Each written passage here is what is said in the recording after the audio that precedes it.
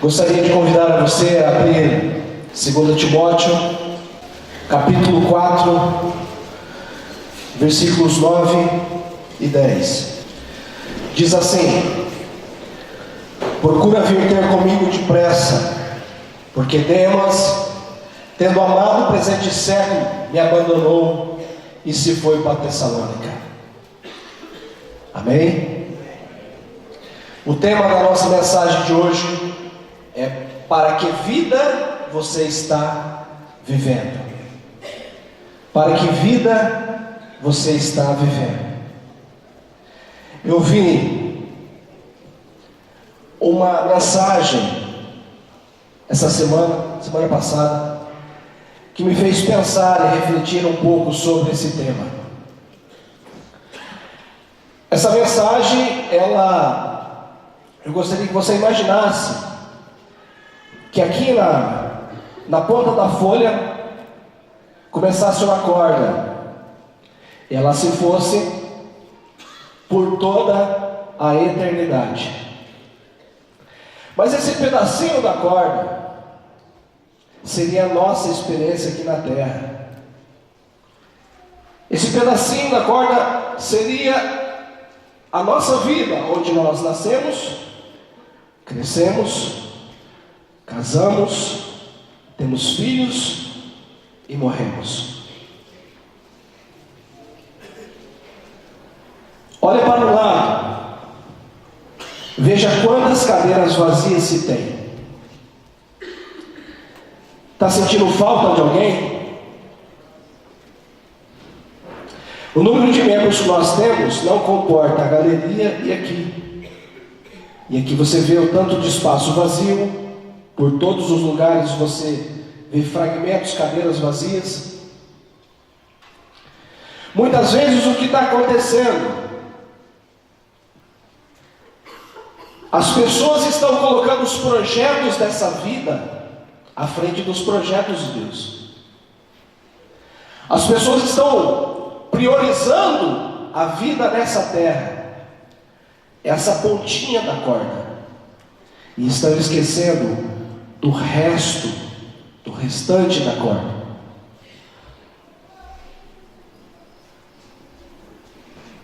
Para que vida você está vivendo?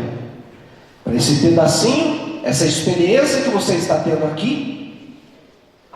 Ou você está trabalhando, perseverando para alcançar a vida eterna?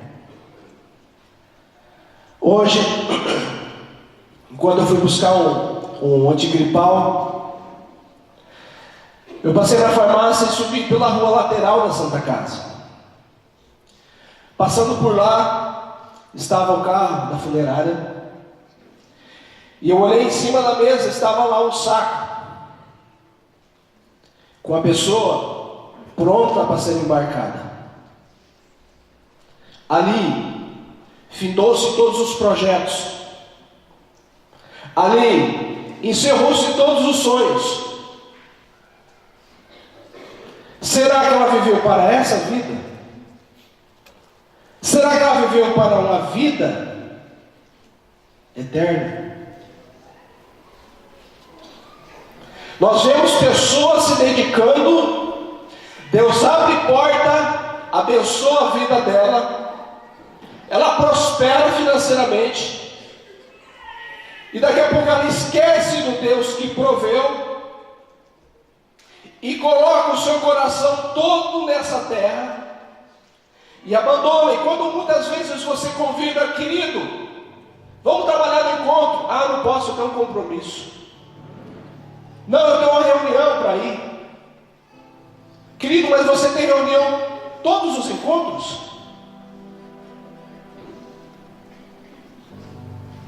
Você não tem um tempo para participar de conquista, de mudança de vida, do maior milagre que é a conversão das pessoas?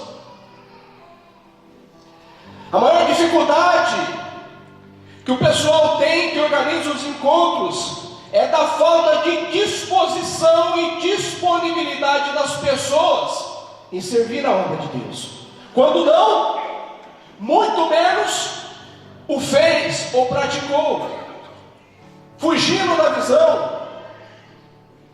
Parece que tem medo que aconteça alguma coisa.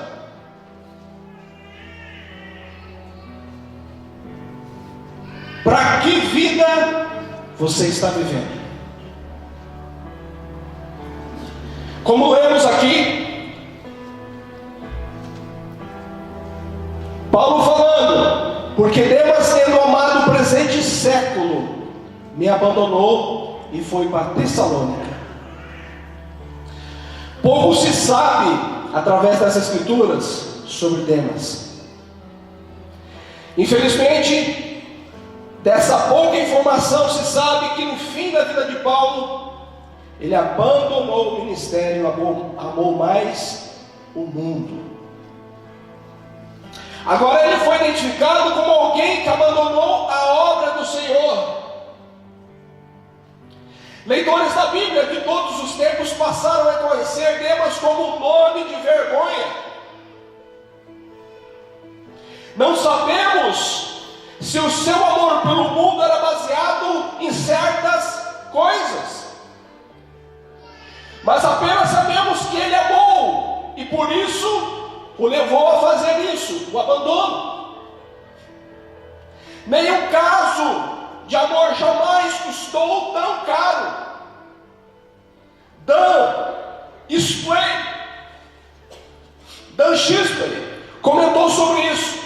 Ele falou que alguns chamam o preço que ele pagou de pagar o alto pelo padrão baixo de vida. Ele certamente desceu a um padrão mais baixo quando deixou o Senhor para andar no mundo.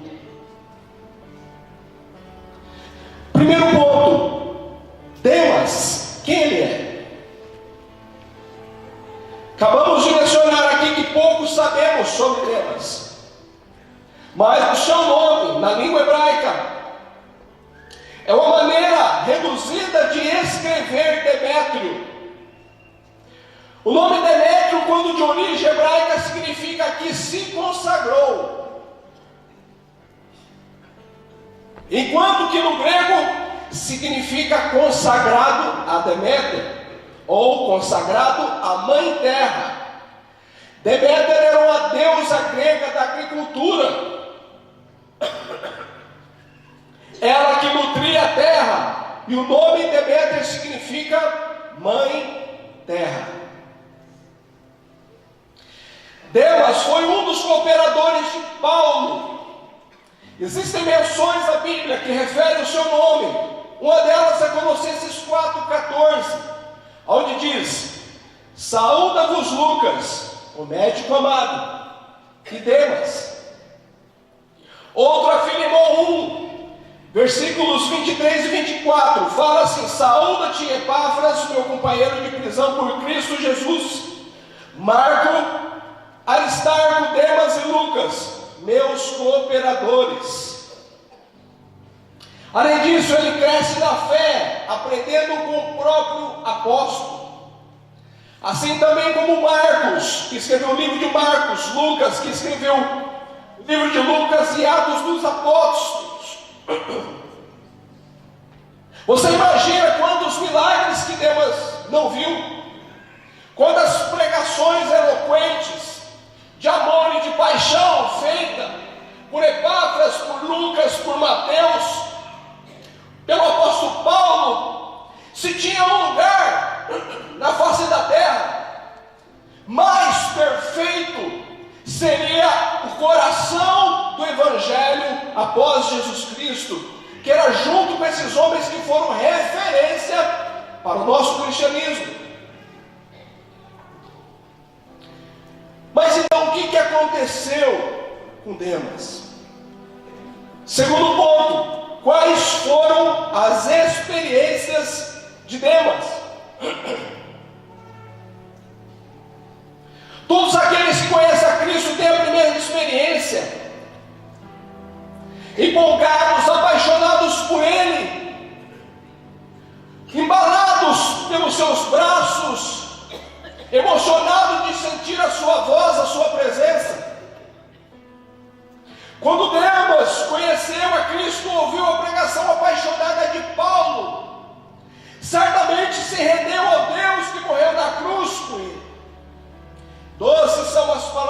graças de Jesus. Juntamente vem um conforto, consolo. Sentimos o amor. Parece que o nosso coração vai explodir de alegria. E se há alguma tristeza, seria por não ter conhecido a Cristo antes.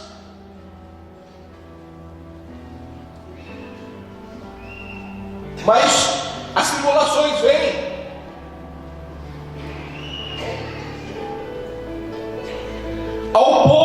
A pouco, nós somos tirados daquele aconchego do lar.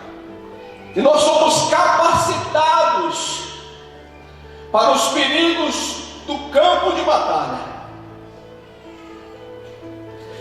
Há combates, há aflições, há perseguições, há tristeza mesmo no caminho para o céu. Enquanto convertido, a criança se alimenta de leite. Mas no decorrer da vida cristã, chega um ponto que ele se alimenta com alimento sólido, porque ele tem que ser preparado para a vida cristã.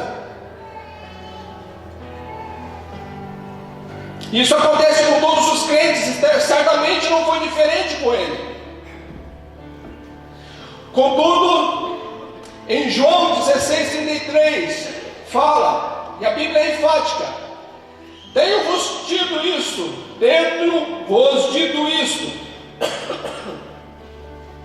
para que em mim tenhais paz. No mundo tereis aflições, mas tende bom ânimo, porque eu venci o mundo. Demas estava envolvido nesse combate, juntamente com Paulo, com Lucas e outros. A sua motivação era servir o mestre, aprender dele, colaborar com o seu reino, ajudar como pudesse, como um filho vendo o pai praticando ou fazendo algo e se espelha e quer fazer o mesmo. E ele queria fazer o mesmo que o seu pai na fé, Paulo. Além disso, Demas viu o esforço de todos os discípulos de Paulo, os cooperadores. Via Marcos colaborando, via Lucas ajudando, via Epáfras formando igreja em Colossos. Então ele foi motivado também e o ajudou por alguns anos. O exemplo do apóstolo Paulo e o zelo os motivaram a ser um colaborador de Paulo. Inicialmente o seu sentimento não diferencia de um sentimento quando você se espelha e se motiva de ver o seu líder, o seu pastor, o seu obreiro, e você espera dele para trabalhar dentro da obra do Senhor. Mas então o que aconteceu com Demas? Terceiro ponto, porque Demas desistiu. Conforme as narrativas finais de Atos 28, o apóstolo Paulo já tinha sido liberto da sua prisão domiciliar, que cumprira junto à guarda pretoriana em Roma por volta do ano 63 depois de Cristo. Logo depois, durante a sua quarta grande viagem missionária, produziu a epístola de 1 Timóteo e Tito. Quando voltou a ser perseguido e preso por ordens do imperador romano Nero.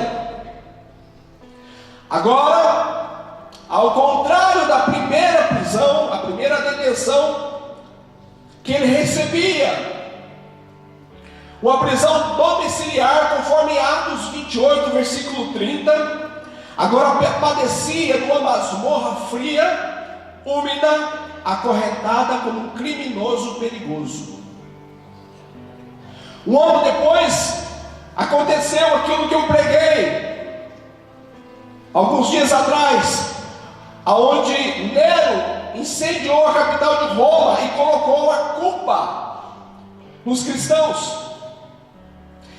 Então ele suscitou uma perseguição aos cristãos daquela época, lançando-os aos cães, enquanto outros eram crucificados e queimados vivos.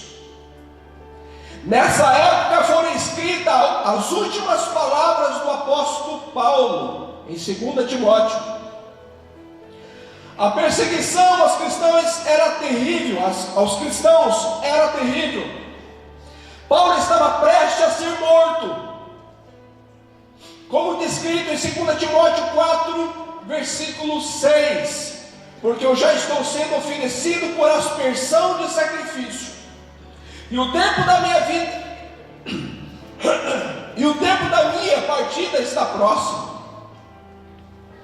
Isso aqui foi o tempo da maior diáspora, maior dispersão dos cristãos sobre a face da terra.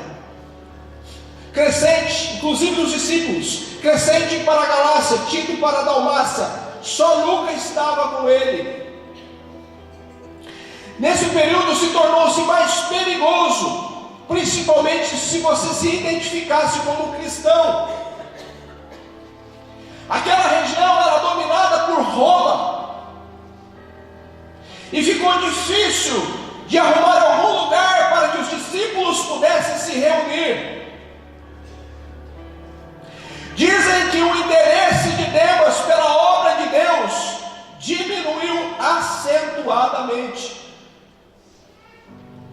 Não conseguia mais acompanhar o pique de Paulo.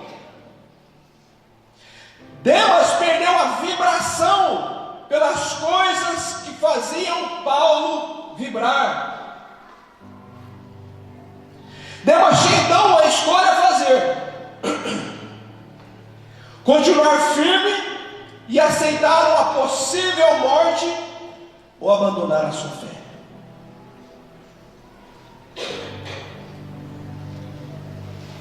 Paulo estava preso, esperando a sua execução. Os discípulos procuravam exortar as igrejas para que eles se mantivessem firmes em sua vida cristã. Deus olhou em volta e viu um modelo de crente, Paulo. Esse modelo seria morto.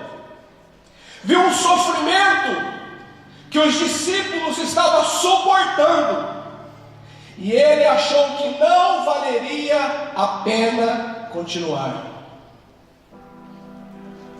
Voltou seus olhos para a circunstância da vida, deslumbrado com o mundo, voltou para trás e fugiu, abandonando a fé, para não ser perseguido por causa da cruz de Cristo. Ele se esqueceu do que o apóstolo Paulo ensinava anos atrás. Relatado em 2 Coríntios 4, versículos 16 e 18, fala assim: por isso, não desfalecemos, mas ainda que o nosso homem exterior se corrompa, o interior contudo se renova dia após dia. Porque nossa leve e momentânea tribulação produz para nós um peso eterno de glória muito excelente, não atentando nós para as coisas que se veem, mas nas coisas que não se veem. Porque se as coisas que se vê são temporais, são momentâneas, são passageiras, e as que não se veem são eternas. Paulo falou: porque a nossa leve e momentânea tribulação. Esse homem foi um dos que mais sofreu na Bíblia. Se você começar a analisar a vida de Paulo, até mesmo Jesus, através de Ananias, falou assim: eis que te digo tanto que irás sofrer por meu nome. E ele relata aqui em 2 Coríntios dizendo: porque a nossa leve e momentânea tribulação produz para nós um peso de glória muito excelente. Eu vou relatar alguns dados que eu coletei a respeito das lutas que ele sofreu e como ele mencionou, sendo enfático, a leve momentânea tribulação. Ele foi perseguido em Damasco, ele é rejeitado em Jerusalém, ele é esquecido em Tarso, é apedrejado em Listra, ele é açoitado em Filipos, ele é escorraçado em Tessalônica, ele é enxotado em Bereia, ele é chamado de tagarela em Atenas, ele é chamado de impostor em Corinto, ele enfrenta feras em Éfeso, é preso em Jerusalém, ele é acusado em Cesareia, ele enfrenta um naufrágio para Roma, ele é picado por uma cobra em Malta, ele chega à capital preso e algemado, ele está no corredor da morte, ele está na antessala do martírio, está com o pé na sepultura, ele está com a cabeça na guilhotina de Roma, e ele fala essa breve e momentânea tribulação. Ele entende uma coisa, que de trás de todas as adversidades, ele entende que Deus está com ele. Demas não fez jus ao seu nome no original hebraico, que se consagrou, mas voltando ao mundo, acabou por cumprir o termo grego do seu nome, consagrado à mãe terra. Quarto ponto: quem são os Demas de hoje? Demas, quem ele é? Demas pode estar lecionando na escola dominical, Demas pode ser um presbítero da igreja, pode ser um líder de célula, um pastor. Quem é Demas? Demas muito mais que um personagem obscuro do Novo Testamento, um espectro sombrio que insiste em enfraquecer o testemunho de Cristo na terra. Como Santo Agostinho diz, o pai da igreja: aqueles que pretendem encontrar alegria fora de si, facilmente encontrarão o vazio. 1 João 2,19. Conversando ontem com o reverendo Doanir a respeito de algumas pessoas, me veio no coração justamente esse texto que eu estava fazendo a mensagem. Esse texto menciona a mais pura verdade. Diz assim: eles saíram do nosso meio, mas na realidade não eram dos nossos. Pois se fosse dos nossos, teria permanecido conosco. O fato de terem nos abandonado revela que nenhum deles eram realmente dos nossos. Seria a história de Demas uma anomalia? Seria uma exceção? Quem dera que fosse. Pois muitos estão hoje dentro da igreja que são Demas, fugitivos e nem se dão conta disso. A cruz de Cristo não importa para essas pessoas. Para essas pessoas somente as bênçãos materiais. A fé dela se baseia no dinheiro que possui, a sua condição financeira. os bens que conseguem conquistar, as posses que têm. Olhem-se para a mão do Deus, para a bênção de Deus, mas não olham para o Deus da bênção. Acham que não pode passar por tribulação, porque senão Deus não está com ele. Acha que ser próspero é ter o seu bolso cheio, farto, a sua conta corrente rechonchuda, que não pode passar por nenhum tipo de aflição, alguma doença, porque acha que Deus o abandonou. Acabamos de ver o relato da vida de Paulo, o apóstolo dos gentios, nós. O tanto que ele sofreu por amor a Jesus. E muitas vezes nós, nos primeiros obstáculos, viramos as costas e abandonamos a Deus, nos esquecendo dos aconchegos, dos embalos dos braços do Pai, daquela alegria que nós sentimos quando nós conhecemos a Jesus. Não refletimos quem nós éramos e quem nós somos. Nos esquecemos que nem o mundo nos queria. E Deus estendeu a sua mão de misericórdia, nos alcançou e nos deu a esperança de uma vida vindoura. Para onde você está vivendo? Para que vida você está se preparando?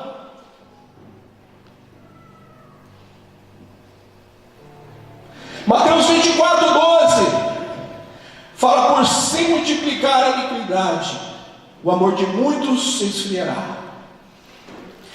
A palavra iniquidade vem do hebraico, significa avon, que pretende dar a ideia de perversidade, depravação. No grego significa amartiai, cujo significado é errar o alvo, desviar-se da lei, desviar-se do caminho da retidão e honra, e finalmente o pecado. O que é iniquidade? Gostei muito do resumo feito pelo pastor Pascoal Piragini, da Igreja Batista de Curitiba. Ele diz que iniquidade é quando estamos tão acostumados com o pecado que a gente não tem mais vergonha de cometê-lo. Porque muitas vezes você não está sentindo a presença de Deus, porque muitas vezes você está frio diante das maravilhas de Deus. Por quê? Porque perdemos a vergonha de cometer pecado. A única coisa que afasta nós de Deus é o pecado. Nada, a Bíblia fala que nada pode nos separar do amor de Deus. Nada, a não ser o pecado. Deus não compactua com o pecado. Se você está frio, se você não está sentindo a presença de Deus, você tem que fazer uma autoanálise, uma introspectiva, analisando a sua vida. Deus nos dá conforme a nossa fome. Todos os dias eu coloco o som quando a Débora me deixa em casa. Eu coloco o som e falo assim: Espírito Santo, toma a minha vida. Espírito Santo, toma a minha vida. Espírito Santo, toma a minha vida. Espírito Santo, toma a minha vida. Porque se Ele não tomar as forças dos meus braços, não resiste o pecado. Por nossas forças, nós não conseguimos resistir o pecado. As pessoas se esfriam, se afastam de Deus,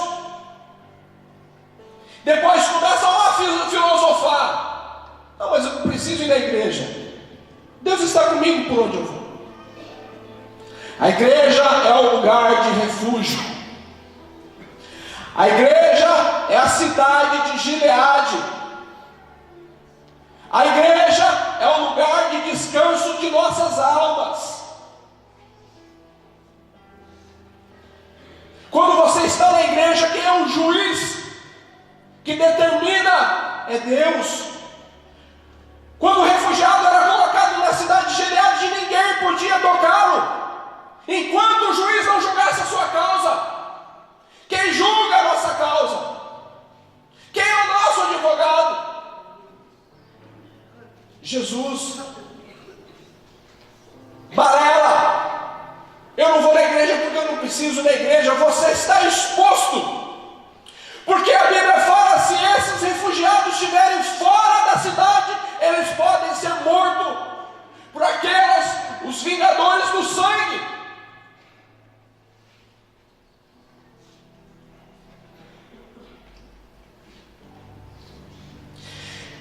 Uma outra coisa, nós estamos no ano político. Nós vamos ter que tomar a decisão de nossa nação. Você tem 1 mês e meio para analisar todos os seus candidatos, olhar um por um, pesquisar os projetos que ele colocou em votação e quais as votações que ele fez e aprovou. Inclusive o nosso estado aprovou a lei do casamento de união de pessoas do mesmo sexo. Você sabe quem que votou a favor? A iniquidade, o juízo de Deus pode vir através de um governo.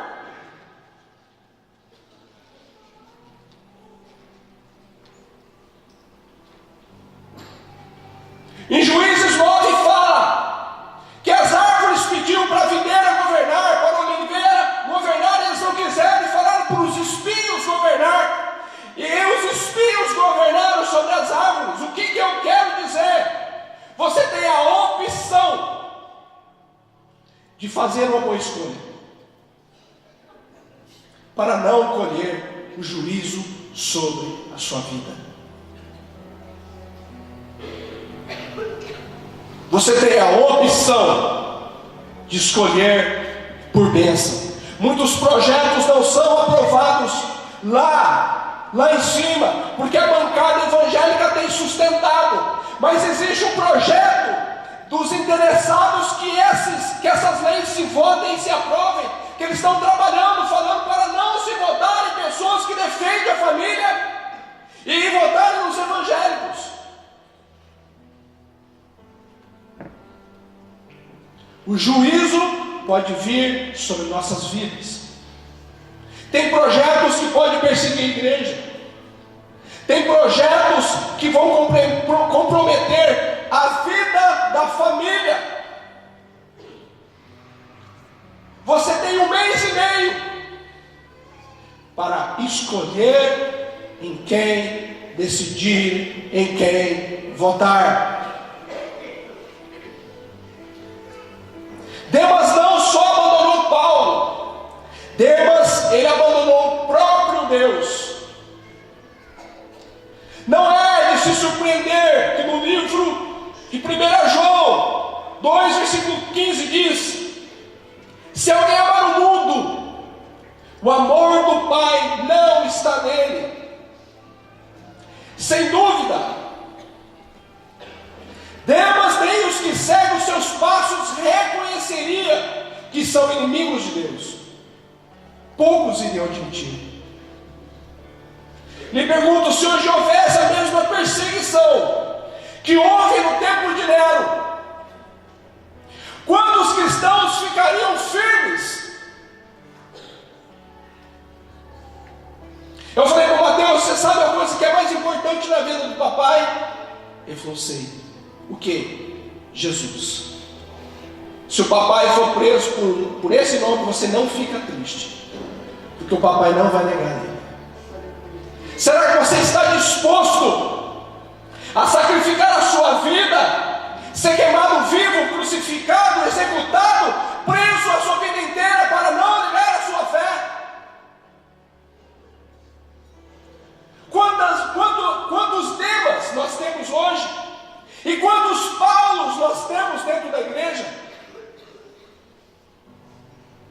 Agostinho disse: se queres seguir a Deus, deixa-o ir adiante. Não queiras que ele te siga.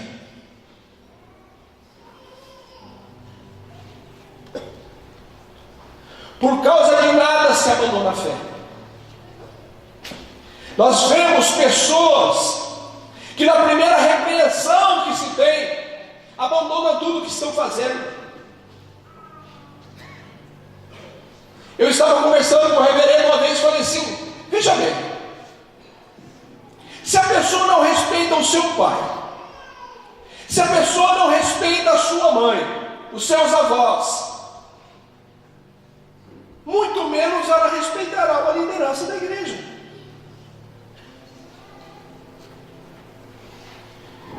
Tudo está bem até que eles não sejam contrariados.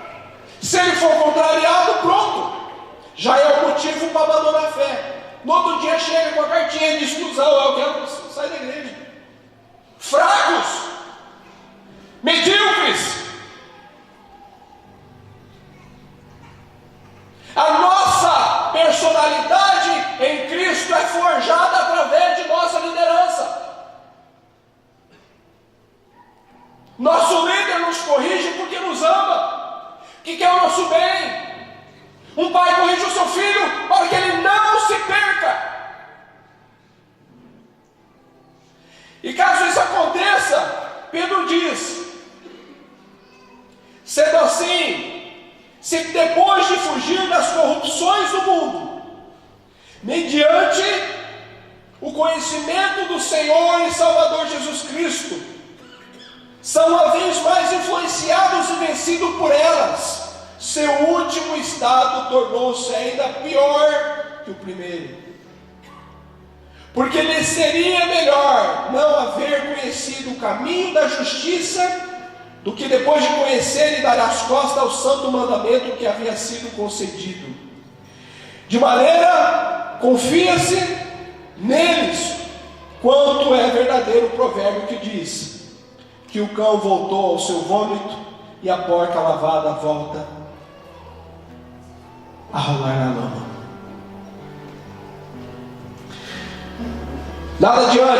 Nada adianta caminhar todo o caminho, e quando você está à frente da porta, você vira as costas e vai para casa.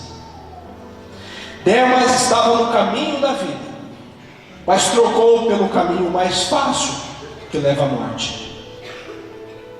Nós devemos prosseguir neste caminho difícil, mas que leva a Cristo e a salvação.